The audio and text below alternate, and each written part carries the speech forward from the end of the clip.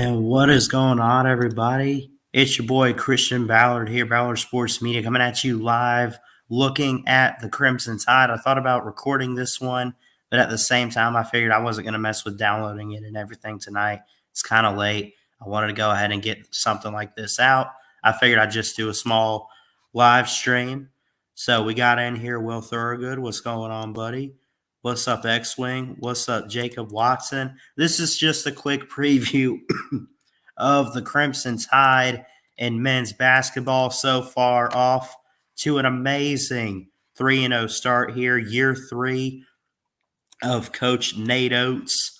And the Crimson Tide, of course, making it to the Sweet 16 last year. The furthest they've ever made it is the Elite Eight in Alabama history. In men's basketball, made it to the Sweet 16, lost to UCLA. Y'all probably remember me going live for that game back in March, of course. And, of course, the Tide falling there, UCLA being a Cinderella team, going almost to the national title, making the Final Four, falling short to Baylor. Or, I'm sorry, I think they played Gonzaga. They were the team that played Gonzaga. But anyway, looking at this Crimson Tide team, let's look at their schedule. Here. Off to a good 3-0 start. Coach Oates has them going. We got Coleman Coliseum here in the background. 93-64 over Louisiana Tech. Keon Ellis with 18 points, the high score of that game. You have here Gary. Which one is that? I think there's like two Garys on the – Jawan Gary. In this one here with 10 rebounds in the game. And then the leader in assist is Davison. So overall, Davison, J.D. Davison, that's I'm sorry, our point guard, so far 6 points for him on the year. He's a freshman, he's new, and he's looked pretty good. Our next game is tomorrow night against Oakland. That's an ESPN Plus game. Kind of pissed about that because I don't have that.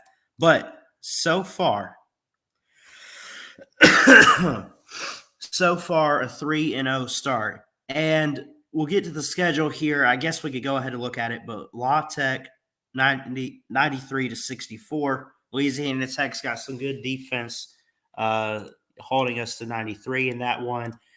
I love how the defense has played. It's played lights out this year. A little shaky against South Dakota State. They got some good scorers. South Alabama, too. When you look at it, overall, the Tide are 3-0, have yet to play a conference game. They don't really get into conference play until December 29th when they play the Tennessee Vols. They got some tough games ahead, though. Memphis, Houston, Gonzaga. That's a game to circle. Can Alabama handle a team like Gonzaga? I think so, but I'm not gonna say anything right now. Gonzaga being the number one team right now. Of course, everybody back for Gonzaga this year. Can they get back to the national title? Can they get back to March Madness? Hell, they're going to be in March Madness. But looking at Coach Nate Oats and the Crimson Tide 3-0 start, it's amazing so far. They haven't really played much, although Louisiana Tech is 2-1. Their first loss of the season to the Crimson Tide. They have some good defense. They have some good offense, too. Jacksonville State, they played week 2. Or Jackson State, not Jacksonville State. I apologize. And Louisiana Tech beat them by 2, 70, but holding them to 68. Then they won against Jarvis Christian, 91-61, scoring 41 in that first half and 50 in the second. I'm getting off track here because just kind of pointing out like a team like Louisiana Tech.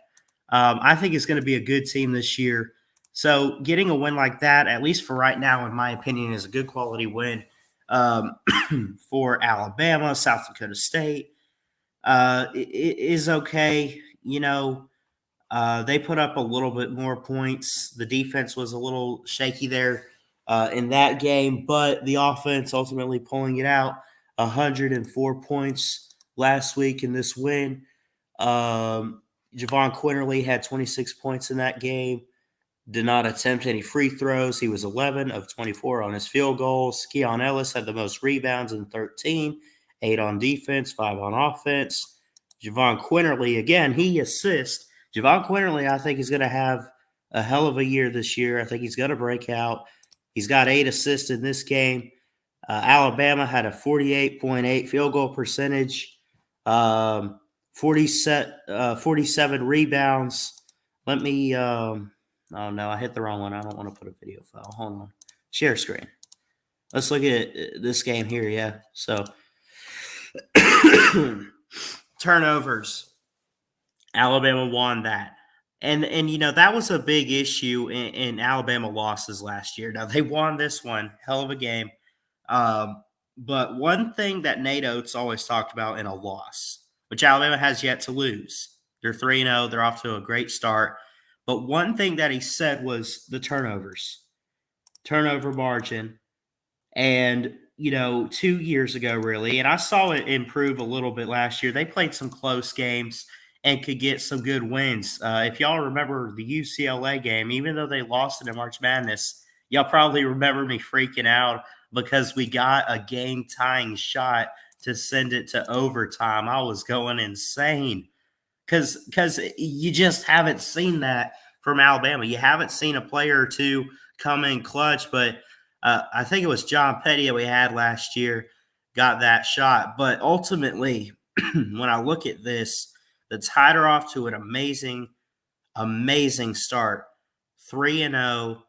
No conference games yet, but again, that's going to come later on down the road in December once we get around Christmas time or whatever, and into January. But a game like this one here, 41-38 outscoring in the first half.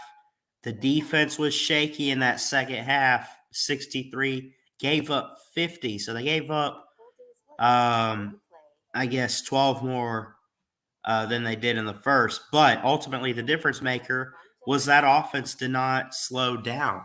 You had Javon Quinterly out there. You had Shackelford. He had 23 in this game, ultimately. And it was just, it was nonstop. So, from what I've seen so far from the Tide and going forward, like what do they need to do? Do they take their foot off the gas for offense? No. I think they do need to cut down turnovers because they have turned the ball over a little bit, and it's not as much as last year. But they got to be careful because, again, let's look at their schedule going down the road. Really, I think the big thing would be who they play going forward. And again, Gonzaga, could they win that game? I think this team could. I'm not going to count on. I'm not going to say anything yet. They play them December 4th. They play 15, at least for right now, Houston, December 11th. They play 11, Memphis on the road at December 14th. That's within a 10-day stretch right there. 1, 15, and 11. That's a hell of a stretch right there. Jacksonville State, they're not bad. Colorado State. Then you get into some SEC play. Tennessee, Florida, Mizzou, Auburn, Mississippi State, LSU, Missouri again, Georgia. They have the defending champs in Baylor, Auburn, Kentucky, Ole Miss, Arkansas, Mississippi State, Kentucky, Vandy, South Carolina, A&M, LSU to close out the season on March 5th next year. So this is not an easy path. You got all these SEC games. Can they win the SEC again?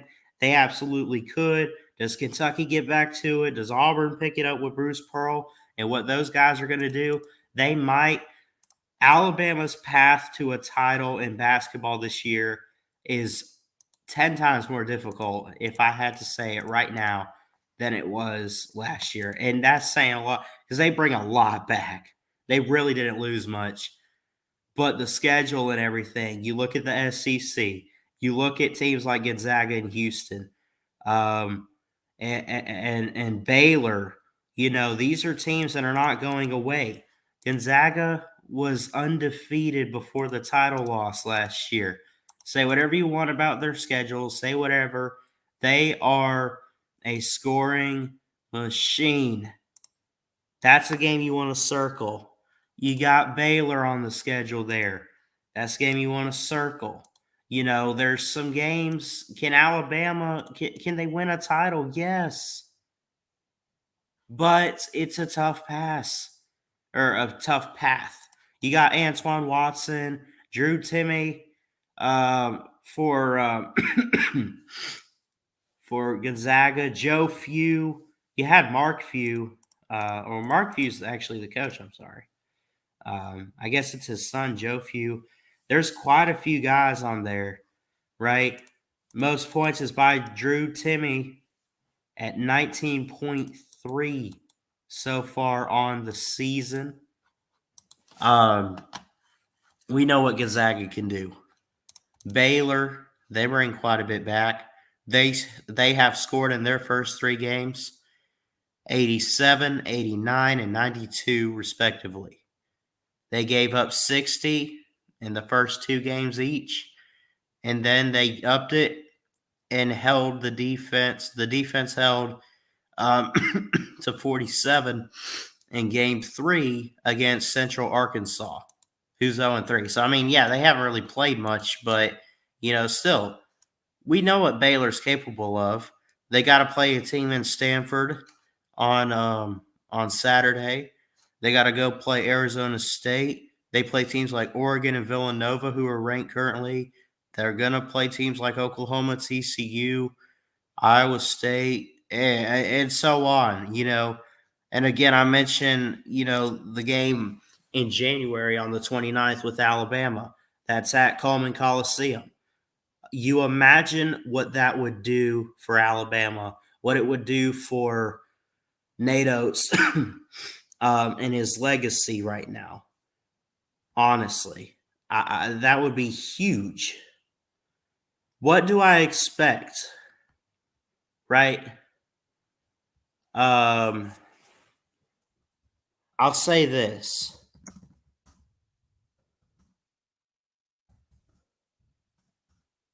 Hold on one second.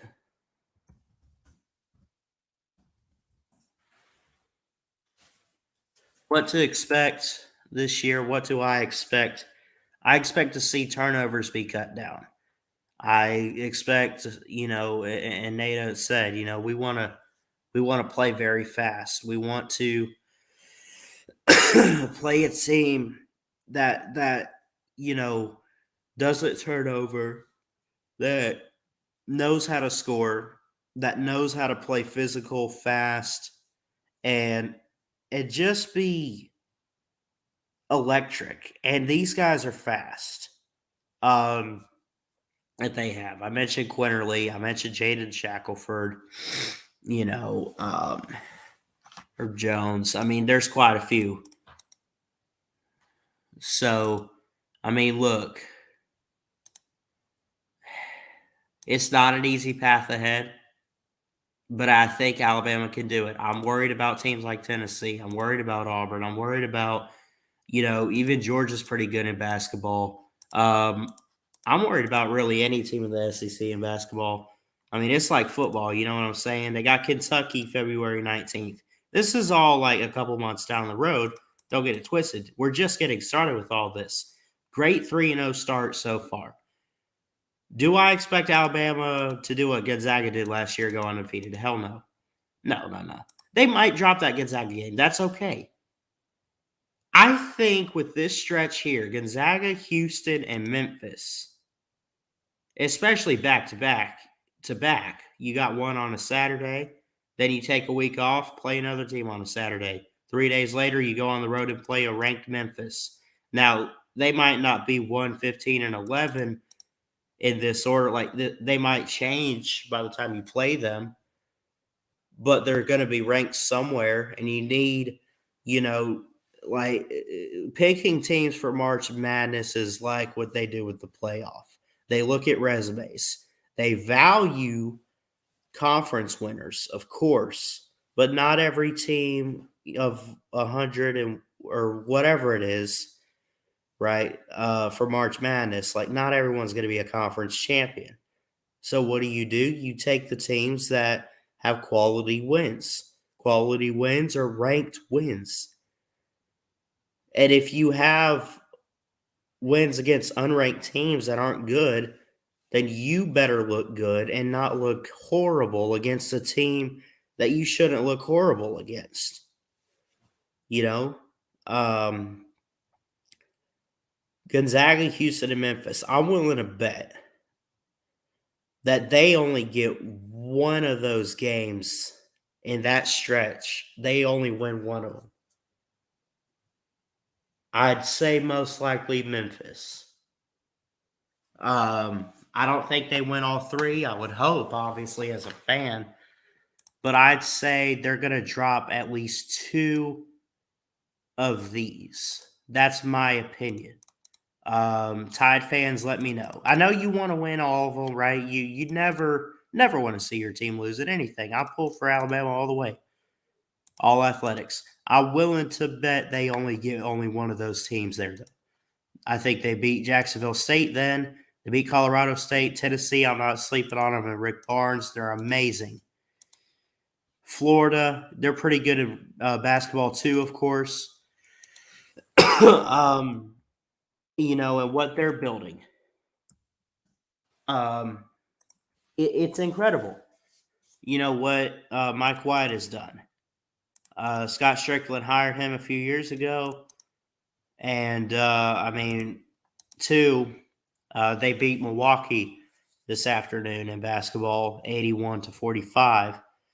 Look great. There's some teams in there. This is not one of those years where it's truly set up for Alabama to go out and win the SEC again. I think Kentucky's going to get back. Auburn's going to get back. Florida's good. Georgia. There's a lot of teams. Arkansas. You look at all these. Then in between that, like Jacksonville State, Colorado State, they could probably handle. Memphis, I'd worry. Houston, I worry. Gonzaga, Baylor.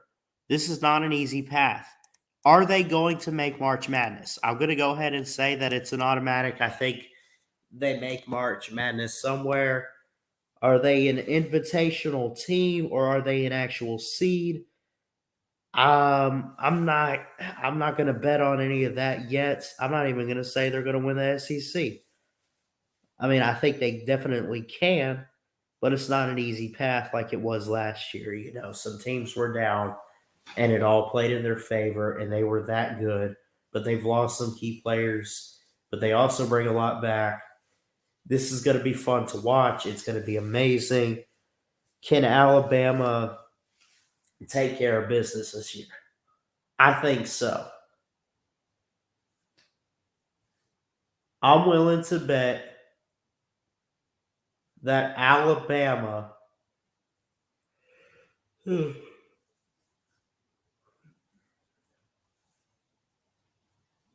really compete. In fact, I'll go ahead and call it. They might actually win the SEC a second straight year. I wouldn't be surprised if it didn't happen. I guess the only thing that would surprise me is, well, if it's not Alabama, who is it? Kentucky? I get it. Florida? Okay, I understand some improvement. Auburn? Bruce Pearl's got it back. Okay. But then they get to March Madness. Do you start with what? Is it 64 or 132, whatever, and you work your way down? Do they make it further than the Sweet 16? And of course, again, it depends on who they're playing then. They played UCLA. A lot of people thought maybe they should win that.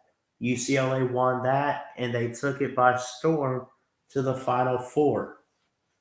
And they looked amazing. They were last year's true Cinderella team. So does Alabama make it to March Madness? Somewhere, yes. They'll get I think they'll be that good that they get a spot. They'll get some of these they'll get some teams on here. Can they get Baylor? We'll have to wait and see. I'm not calling it. Gonzaga, most likely not. But again, we'll see what this team looks like. So far, I'm pretty pleased, especially on the defensive side. But again, these teams right here are not these teams or these teams or it's not any of this and what's ahead. It's not like that.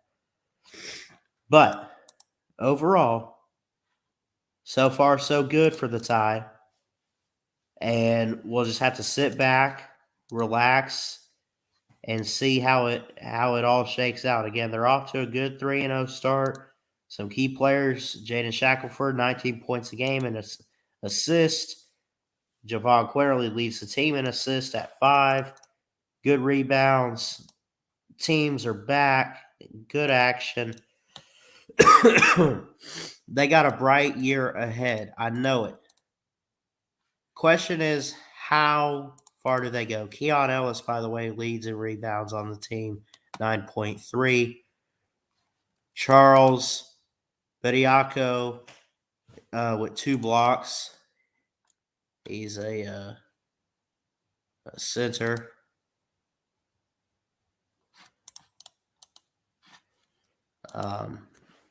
And he's a freshman too.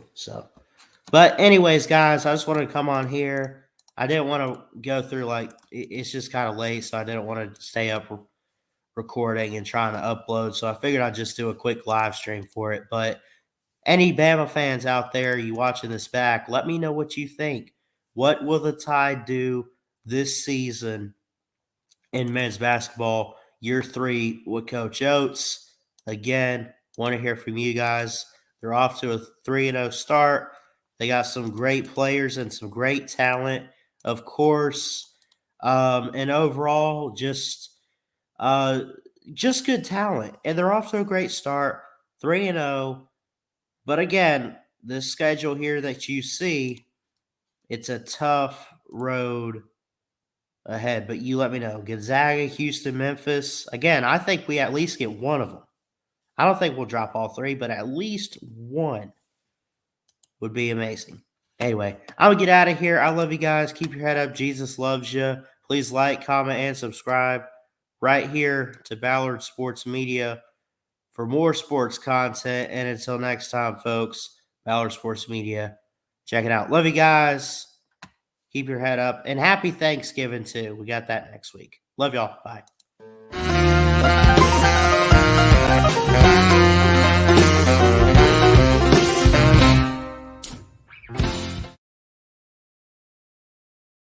Okay. Roll down Tide.